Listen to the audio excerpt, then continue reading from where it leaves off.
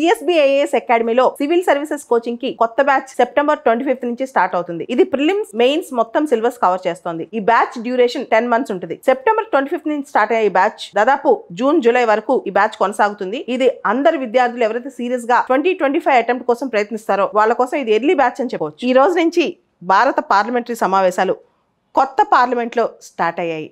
ఈ పార్లమెంట్ని architectural Marvel అని కూడా పిలుస్తున్నారు. సెంట్రల్ విస్తా బిల్డింగ్ అని పిలుస్తుంటారు దీన్ని. చాలా అద్భుతంగా కట్టారంట ఇది. ఈ సెంట్రల్ విస్తా బిల్డింగ్ కర్తవ్యపేదలో ఉంది. పాత పార్లమెంట్ బిల్డింగ్కి పక్కనే అనమాట కొత్తది కూడా. ఈ కొత్త పార్లమెంటరీ బిల్డింగ్ యొక్క టాప్లో లయన్ క్యాపిటల్ మన నేషనల్ ఎంబ్లెమ్ కూడా ఉంటుంది అనమాట. ట్రయాంగిల్ షేప్లో ఉండే పార్లమెంటరీ బిల్డింగ్ ఇప్పుడు అందరికీ కనువిందు చేస్తోంది. సోఫిస్టికేటెడ్ టెక్నాలజీతో రకరకాల ఆర్కిటెక్చరల్ మార్వెల్స్తో ఇది చాలా అద్భుతంగా ఉంది అని అంటున్నారు. మే 28వ తారీఖున ఈ సంవత్సరం మోడీ గారు దీన్ని ఇనాగ్రేట్ చేశారు. ఈ రోజున మొత్తం ఫంక్షనింగ్ అంతా కొత్త పార్లమెంటరీ బిల్డింగ్లో స్టార్ట్ అవుతుంది. అయితే ఈ కొత్త పార్లమెంటరీ బిల్డింగ్లో 6 ద్వారాలు ఉన్నాయి.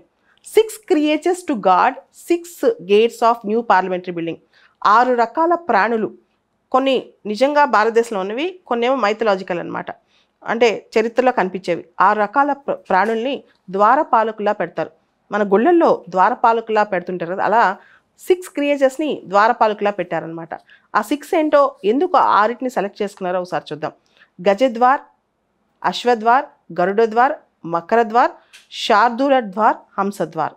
ఈ 6 అనమాట. ఒక్కొక్క దానికి విశిష్టత ఉందన్నమాట. ఈ 6కి ఒక్కొక్క దానికి ఒక్కొక్క విశిష్టత. మొదటిది గజద్వార్. గజ అంటే ఏనుగు, ఎలిఫెంట్ మనందరికి తెలుసు. Intellect, wisdom, memory and wealth, ఈ 4కి ఏనుగు సింబల్ అనమాట. ఇది పార్లమెంట్ బిల్డింగ్కి నార్త్ వైపు ఉంటుంది, అంటే ఉత్తరాన ఉంటుంది అనమాట. సో ఇది చాలా పాపులర్. ఉత్తర వాస్తు ప్రకారం కూడా ఉత్తరం అనేది ఒక మెర్క్యూరీ, ఇంటలెక్ట్కి గుర్తంట. ఉత్తరం అనేది మెర్క్యూరీకి అసోసియేట్ అయి ఉంటుంది, ఇంటలెక్ట్కి గుర్తు అనమాట. జనరల్గా చాలా సందర్భాల్లో భారతదేశం ట్రెడిషన్ ప్రకారం ఎలిఫెంట్స్ పెడుతుంటారు ద్వారాల దగ్గర. వాస్తు శాస్త్రం ప్రకారం కూడా ఎలిఫెంట్స్ పెడితే ప్రాస్పరిటీ అండ్ హ్యాపీనెస్ అని గుర్తంట. తర్వాత అశ్వద్వార్. అశ్వ అంటే గుర్రం, horse. Horse symbolises power, strength and courage, and it is desirable for governance. పరిపాలనకు పవర్ ఉండాలి, స్ట్రెంగ్త్ ఉండాలి, కరేజ్ ఉండాలి. తర్వాత 3వ గేట్ గరుడ. గరుడ అంటే కింగ్ ఆఫ్ బర్డ్స్ అంటాం. పక్షులకే రాజు గరుడ అంటాం. లార్డ్ విష్ణు వాహనం కూడా గరుడ అనమాట. గరుడ అనేది ఇట్ సింబలైజెస్ పవర్ అండ్ ధర్మ, అధికారం, ధర్మం సింబలైజ్ చేస్తుంది. గరుడ అనేది చాలా దేశాల్లో వాడతారు. ఇన్ఫ్యాక్ట్ ఇండోనేషియన్ ఎయిర్లైన్స్ పేరు కూడా గరుడ ఎయిర్లైన్స్ అనమాట. గరుడ గేట్ అనేది మన కొత్త పార్లమెంటరీ బిల్డింగ్కి తూర్పు వైపున ఉంటుంది, ఈస్టర్న్ గేట్ అనమాట. తర్వాత మకరద్వార్. మకరద్వార్ అనేది, మకర అనేది లెజెండరీ సీ క్రియేచర్, అంటే ఇది సముద్రపు క్రియేచర్ అనమాట. సముద్రానికి చెందిన ప్రాణి. ఇది కాంబినేషన్ ఆఫ్ డిఫరెంట్ ఎనిమల్స్, రకరకాల ఎనిమల్స్ కాంబినేషన్. ముఖ్యంగా హిందూ బుద్ధిస్ట్ మాన్యుమెంట్స్లో సౌత్ ఈస్ట్ ఏషియాలో ఈ మకర అనే కాన్సెప్ట్ని చూడొచ్చు అనమాట. మకరాని ఇక్కడ ఎందుకు తీసుకొచ్చారంటే it represents India's unity in diversity. భిన్నత్వంలో ఏకత్వం మన సిద్ధాంతం కదా, దానికోసం మకరాన్ని తీసుకొచ్చారు. అంటే different combination of different animals, ఒక లెజెండరీ సీ క్రియేచర్ కాబట్టి మకర అనే పేరు తీసుకొచ్చారు. దాన్ని ఇండియాలో భిన్నత్వంలో ఏకత్వం అనే సిద్ధాంతానికి ముడిపెట్టారనమాట. సో మకర గేట్వేలో, అంటే ఎప్పుడైనా డోర్స్ దగ్గర మకరాన్ని పెడితే మనం బాగా ప్రొటెక్ట్ అవుతున్నాం అని అర్థం అనమాట. ఇది మకర ద్వారం అనేది పాత పార్లమెంటరీ బిల్డింగ్ని ఫేస్ చేస్తున్న ద్వారం. కొత్త పార్లమెంటు పాత పార్లమెంటరీ బిల్డింగ్ని ఫేస్ చేస్తున్న ద్వారాన్ని మకర ద్వారం అని పేరు పెట్టారనమాట. తర్వాత శార్దూలా. శార్దూలా అనేది ఒక మైథలాజికల్ క్రియేచర్. మీరు వినే ఉంటారు, మన ఇంగ్లీష్లో చిమెరికల్ అని ఉంటుంది, వినే ఉంటారు ఆ పదం. అంటే ఒక బాడీ, ఒక హెడ్, ఒక టెయిల్ ఇలా ఉంటుంది అనమాట. శార్దూలాకి సింహం యొక్క బాడీ ఉంటుంది, హార్స్ యొక్క తల, హార్స్ కానీ ఎలిఫెంట్ కానీ ప్యారెట్ కానీ తల ఉంటుంది అనమాట. So Shardula is a combination of body of lion and head is different. Head గుర్రపు హెడ్ కానీ, ఎలిఫెంట్ హెడ్ కానీ, ప్యారెట్ హెడ్ కానీ ఉంటుంది అనమాట. గవర్నమెంట్ నోట్ ప్రకారం it symbolises that people are the power of the people of the country. ఈ శార్దూల ద్వారం అనేది పవర్ ఆఫ్ ద పీపుల్, ప్రజల యొక్క శక్తిని తెలియజేస్తుందని చెప్పి గవర్నమెంట్ తన నోట్లో రాసిందంట శార్దూల ద్వారం గురించి.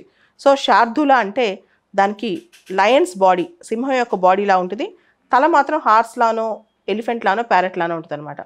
లాస్ట్ ద్వారం 6th గేట్ హంస ద్వారం. సో హంస ద్వారం ఈజ్ నేమ్డ్ ఆఫ్టర్ స్వాన్. హంస మీకు తెలుసు, స్వాన్ చూసే ఉంటారు. హంస అనేది సరస్వతీదేవి యొక్క వాహనం అనమాట. Hindu goddess of knowledge. Saraswatidevi యొక్క, సరస్వతి అంటే ఎవరు? చదువుల తల్లి కాబట్టి. హంసాస్ ఫ్లైట్ సింబలైజెస్ మోక్ష. హంసను ఎక్కి మనం మోక్షం కూడా అధిరోహించవచ్చు అంట. So liberation of soul, cycle of birth and death, చావు పుట్టుకల నుంచి విముక్తి కూడా ఈ హంస సింబలైజ్ చేస్తుంది అనమాట. సో హంస అనేది విజ్డమ్ అండ్ సెల్ఫ్ రియలైజేషన్, అంటే జ్ఞానము, తర్వాత మనిషి తన జీవితం ఎంత అల్పమైందో తెలుసుకుని పరుల కోసం పనిచేయటం హంస ద్వారా మనకు నేర్పిస్తుంది. ఇట్లా 6 ద్వారాలకి 6 క్రియేచర్స్ పెట్టారనమాట.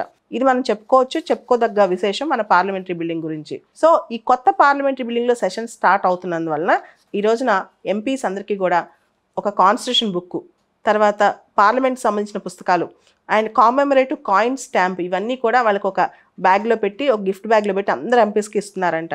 అండ్ కొత్త పార్లమెంటరీ బిల్డింగ్ కనుక చూస్తే కనుక లోక్సభ ఛాంబర్లో 888 మంది కూర్చోవచ్చంట, రాజ్యసభలో దాదాపు 300 పైనే కూర్చోవచ్చంట. జాయింట్ సిట్టింగ్ కనుక పెడితే, లోక్సభ రాజ్యసభ జాయింట్ సిట్టింగ్ కనుక పెడితే 1280 మంది వరకు కూర్చోవచ్చంట. అదేవిధంగా ఎంపీస్కి కూడా అక్కడే ఉన్న శ్రమశక్తి భవన్లో వచ్చే సంవత్సరం 2024 కల్లా 40 స్క్వేర్ మీటర్స్ యొక్క స్పేస్, ఆఫీస్ స్పేస్ ఇస్తారంట ప్రతి ఎంపీకి. సో దట్ వాళ్ళు అక్కడ లోక్సభలో క్లమ్జీ లాబీస్లో కూర్చోకుండా వాళ్ళకి అందరికీ ఆఫీస్ స్పేస్ కూడా వస్తుంది అనమాట. సో కొత్త పార్లమెంటరీ బిల్డింగ్లో సోఫిస్టికేటెడ్ టెక్నాలజీ, ఆఫీస్ స్పేస్ ఇవన్నీ దొరుకుతాయి. సారి కొత్త పార్లమెంటరీ బిల్డింగ్ విశేషాలు చూద్దాం. మన కొత్త parliamentary building 65,000 square metres buildup area ఉంది. ట్రయాంగిల్ డిజైన్ చేశారు, ట్రయాంగులర్ డిజైన్, ఎఫిషియెంట్గా స్పేస్ యూటిలైజేషన్ కోసం. అంతేకాకుండా లోక్సభ రాజ్యసభ కూడా స్పేషియస్ ఇచ్చారనమాట, ఒకవేళ రేపు ఎంపీ సంఖ్య పెరిగినా ఇబ్బంది లేకుండా. లోక్సభ పీకాక్ థీమ్లో ఉంది, రాజ్యసభ లోటస్ థీమ్లో ఉందన్నమాట. మీకు తెలుసు peacock India's national bird, lotus ఏమో నేషనల్ ఫ్లవర్. అండ్ మన కాన్స్టిట్యూషనల్ హాల్ కూడా ఎక్స్క్లూజివ్గా డిజైన్ చేశారు. Citizen is a core of democratic process. కొత్త పార్లమెంటరీ బిల్డింగ్లో కాన్స్టిట్యూషన్ హాల్లో సిటిజన్ ఈజ్ అ కోర్ అని అర్థం వచ్చేటట్టు చేశారనమాట, సింబాలికలీ అండ్ ట్రూలీ అనమాట. కొత్త అల్ట్రా మోడర్న్ ఆఫీస్ స్పేసెస్ కూడా క్రియేట్ చేశారు. Latest communication technology, security and efficiency. తర్వాత మీ అందరికి తెలుసు 2001లో ఒకసారి పార్లమెంట్ అటాక్ కూడా జరిగింది. సో కాబట్టి సెక్యూరిటీ అండ్ ఎఫిషియన్సీ కూడా పెద్దపీట వేశారు. పార్లమెంటరీ కమిటీస్లో కూడా cutting edge audio visual equipment, improved library experience పెట్టి చేశారనమాట. అండ్ మన కొత్త parliamentary building platinum rated green building, so eco friendly building అనమాట. India's commitment to environmental sustainability అని చెప్పొచ్చు. దాంతోపాటు మన బిల్డింగ్లో చాలా కల్చరల్ హెరిటేజ్ కూడా ఉందన్నమాట. మన డైవర్సిటీని, మన ఆర్ట్ని, మన కల్చర్ని, మన క్రాఫ్ట్స్ని గుర్తిస్తూ చాలా అక్కడ ఉన్నాయి. ఇంకొక అద్భుత విషయం ఏంటంటే మన కొత్త parliamentary building accessible, disable friendly, అంటే దివ్యాంగ్ కూడా ఎవరైనా సరే మన కొత్త పార్లమెంటరీ బిల్డింగ్లోకి ఈజీగా ఎంటర్ అవ్వచ్చు. చాలా గవర్నమెంట్ బిల్డింగ్స్ ఎంటర్ అవ్వడానికి ఉండదన్నమాట. కానీ అన్ఫార్చునేట్లీ చాలా రేర్గా పార్లమెంట్లోకి డిఫరెంట్ లేబుల్ పీపుల్ వెళ్తారు. ఇంతకుముందు జయపాల్ రెడ్డి గారు ఇలాంటి వాళ్ళు. కానీ ఇప్పుడు ఒక ఎంపీ కూడా దివ్యాంగ్ లేరు పార్లమెంట్లో. తర్వాత ఒక లాంజ్, ఒక కోర్ట్ యార్డ్, ఒక మంచి సెంట్రల్ లాంజ్ ఉంది, అద్భుతమైన కోర్ట్ యార్డ్ ఉంది. కోర్ట్ యార్డ్లో ప్రత్యేకంగా మర్రి చెట్టు, బనియన్ ట్రీ డిజైన్ కూడా ఉంది. ఇవన్నీ కూడా కొత్త పార్లమెంటరీ బిల్డింగ్ యొక్క విశేషాలు అనమాట.